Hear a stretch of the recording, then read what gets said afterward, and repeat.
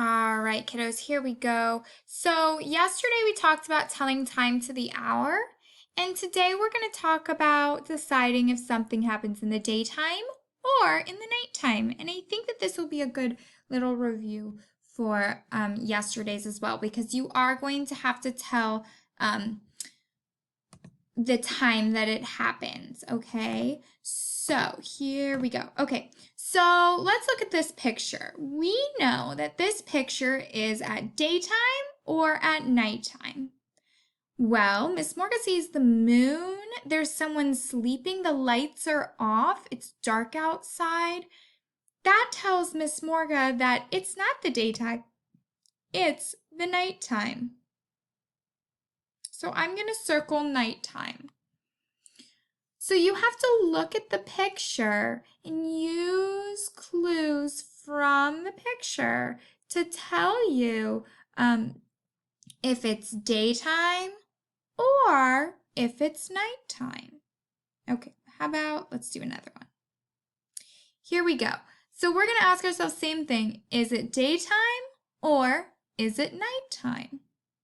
Well, in this picture, people are outside playing. And usually I don't play in the nighttime because it's too dark outside. But here I see that the sun is out, it's bright outside. People look like they're hot, so that must mean that the sun is out. And when the sun is out and it's time to play, that is daytime. So Miss Morga is going to circle daytime. So once again, friends, you're not just saying, is it daytime or is it nighttime? You're looking at the pictures and you're figuring it out because some of them might be tricky, but you're going to have to look at the pictures and decide which one it is. Okay, here we go.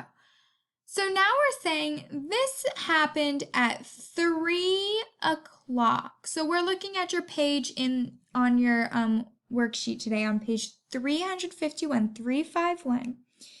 The instructions say, trace the hour hand and circle the activity that happens during the day. Put a check mark on the activity that happens at night. So first of all, is this happening in the day or is it happening at night? Think to yourself for a moment. Ms. Morgan thinks it's happening in the day because, again, there are people playing, and usually playtime is during the day. The sun is shining. It's bright outside. So Miss Morgan's going to say the day. It says to circle when it's the day. So I'm going to put a big circle around this. And then we see this is 3 o'clock. Remember, when you see 00, that means you say o'clock. 3 o'clock. The hour is 3. Now, we already see the minute hand is already showing o'clock. We remember when the minute hand reaches all the way up, that means o'clock. Now we have to draw a hand to 3, the hour 3. Now, the hour hand, remember, it's not long, it's short. So when I'm drawing, I want to draw a short hand pointed to the 3. What I don't want to do is draw a really long hand or draw a hand to the wrong number. We see that the hour is 3. So we need to draw our short hour hand. The hour hand is short, reaching to the 3. And we already know when the minute hand reaches all the way up to the 12, it means o'clock.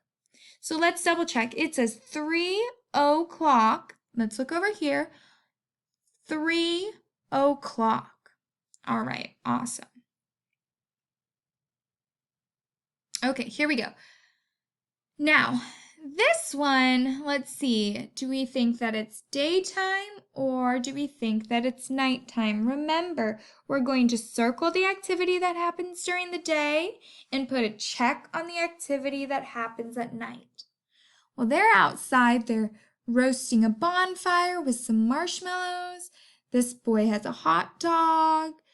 Let's see, there's the moon and the stars are out and it's pretty dark outside. So Miss Morgan's going to guess that this is the nighttime because when I go camping, I usually have hot dogs and marshmallows at the end of the day.